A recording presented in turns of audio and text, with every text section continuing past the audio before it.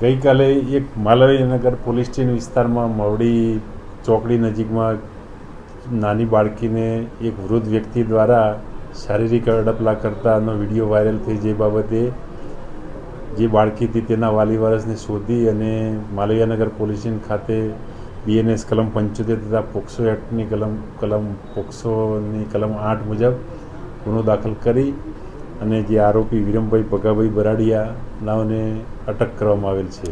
પ્રાથમિક તપાસમાં એવું છે કે અગાઉ પણ આ બાળકી સાથે આરોપીએ તેના ઘરે શારીરિક અડપલા કરેલાનું પણ જણાવે છે.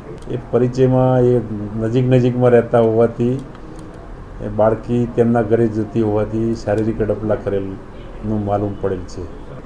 ના, બાળકી શાળાએથી ઘરે જતી હતી તે વખતે આ બનાવ બનેલ છે.